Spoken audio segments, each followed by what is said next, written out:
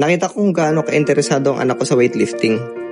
Nakikita ko siyang masaya sa kanyang ginagawa. Nandun ang pagiging disiplinado niya.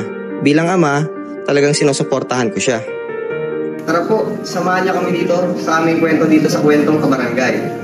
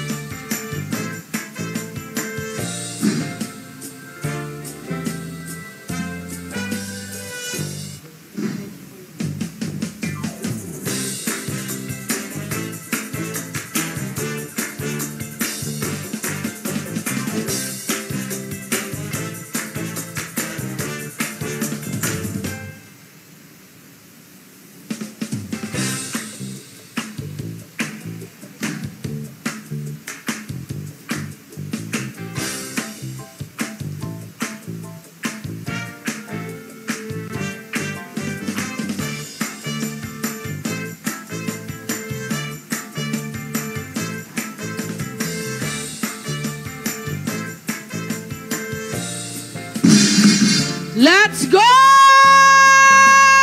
Good job! Amazing! Palapakan naman natin si Francine. Napakahusay ng lakas ng batang ito.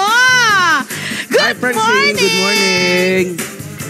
Say good morning. Welcome! Okay. Sabi niya, welcome.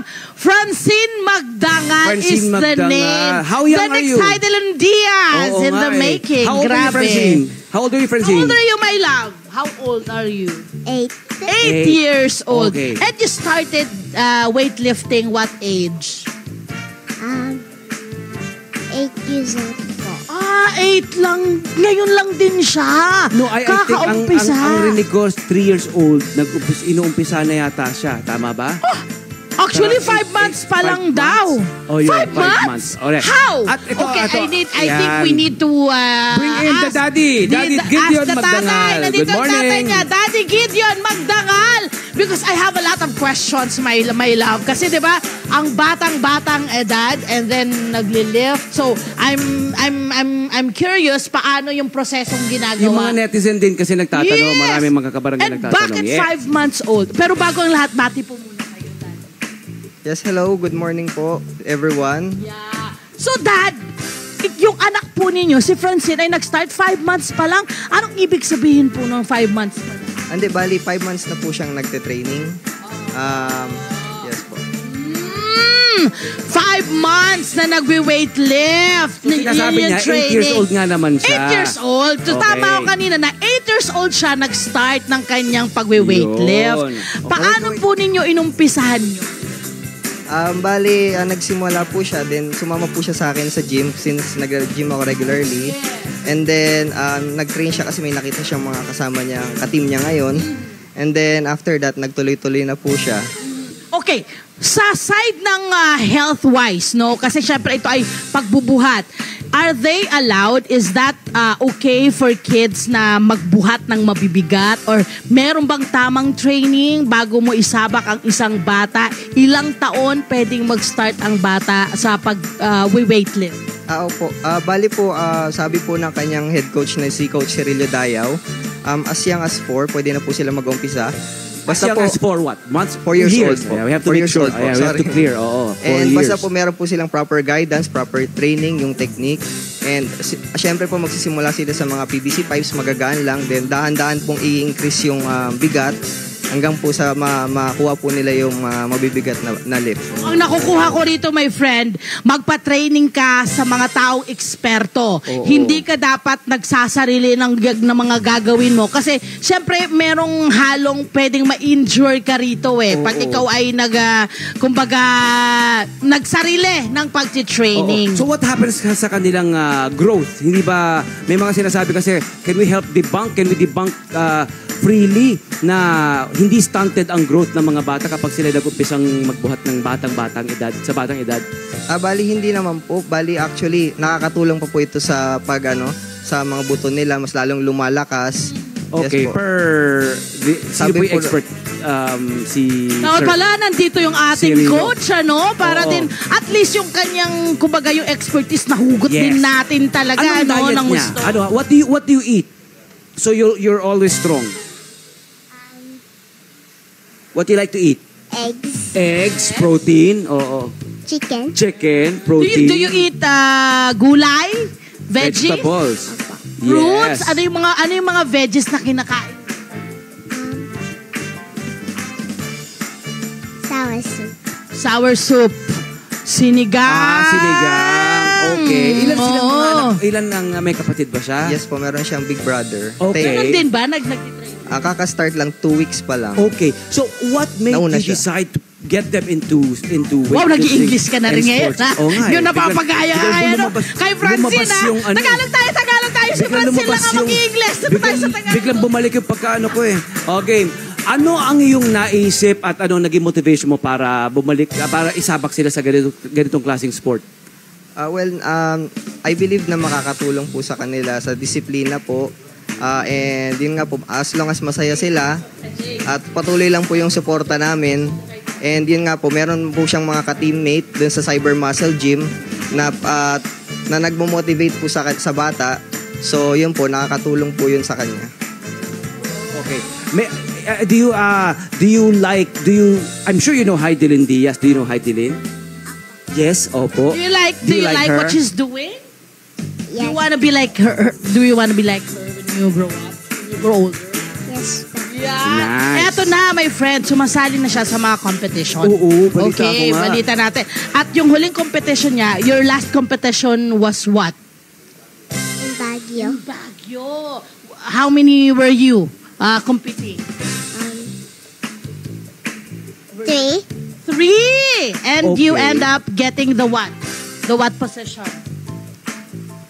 You won what? second place, Second place! So that was a silver medal. Silver. Correct. Nice. Sir, pag mga ganun, pag nagko-compete siya, paano po yung train na ginagawa po ninyo? Bali po, base po sa training ni Coach Cirilio Dayaw, araw-araw po ang training. Tapos, kailangan din pong bantayan namin as parents yung kanilang mga diet, kumain po ng mga masustansyang pagkain para po yung lakas nila ay hindi mawala. May nag-wonder din ako, hanggang anong bigat ang pwedeng Oo. Sa edad buhatin niya, ni Pwede bang i-specify para sa mga manonood kung anong edad sila pwede mag-umpisa? Sabi mo nga kanina, di ba, may edad niya binigit. And then 4 years old. Opo. And then yung designated na weight, 4, 5, 6 growing up. Yung sa pagdating po sa timbang na kayang buhatin ng bata, depende po ito sa tinitignan po ng coach kung alin yung kapasidad ng bata. So pag nakikita po na magaan na nadadamihan na po yung reps, then dinadagdagan na po yung timbang. So ganun po, gradual po yung pagdagdag ng timbang. And then, kapag, ano ina-expect natin kapag sila adult na, fully grown na sila, in her case, nag-graduate din, pataas din yung weight? Ganun ba Yes yun? po. Opo. Okay. Interesting. Do you want to do this when you grow older, this weightlifting? yes, pa. She wants it. Makikita mo sa mata niya pag sumasagot siya na nagniningning ang mga mata niya. Paano schooling nila? Bali po sa umaga po nag-study po siya, and then sa hapon po training. Araw-araw po 'yun. Then pag weekends po, training pa rin po tuwing hapon. Kailangan kasi mag-train araw-araw kasi so yung go soft, di ba? Para Totoo sila eh. maging soft. Tsaka hindi, kaya nga kasi pinalalakas yung mga buto, no? Tsaka yung strength. Yun yung, gaano katagal ay yung ang kanilang training everyday? Ang training po nila, mga normally 2 hours po. 1.5 to 2 hours. Okay. So what do you feed her? Anong pinapakalaan nila makainin? Specifically, ano yung mga Oo. parang Aside from yung favorite daw niyang fruits and eggs and yes, chicken? chicken. Yes. Yung mother po niya, yung wife ko, nagluluto ng mga homemade chicken nuggets, if ganon. And then, favorite po niya is sinigang. Okay, soup. Okay. Yes. And then, pork din, kumakain din po siya. Oo. So, ayun. And of course, wala namang pressure sa kanya. Wala naman po. Parang hinahayaan nyo lang siya kung hanggang sa gusto. Apo, basta po nag-enjoy yung bata. And Na-enjoy nakikita naman namin niya na eh. masayang-masaya siya. Yeah, nag-enjoy. Do you like it? Do you like what you're doing? Do you like it? You have fun? What can you tell the kids out there about weightlifting? Will you recommend it to kids? Yes. Is it fun to do? Tell them. Why do you think it's fun to do? Makes you strong. And it's fun.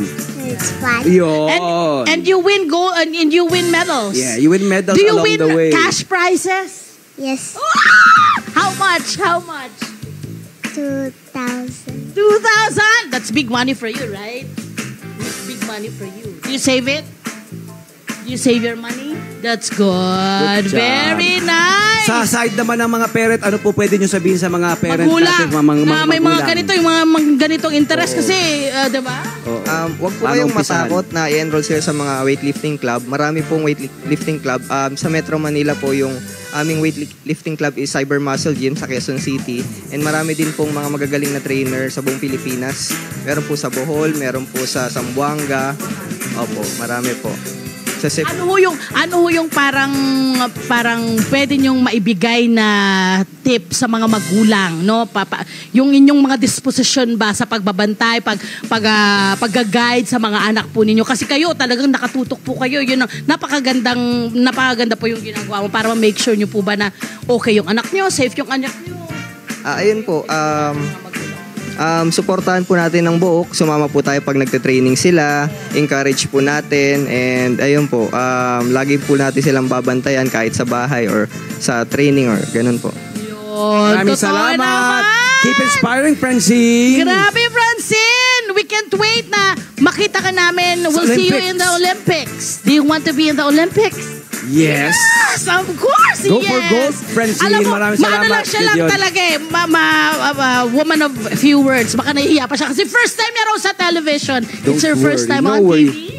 It's your first time. You're doing great. Yes. You're doing great. But No look worry. at her. Diba?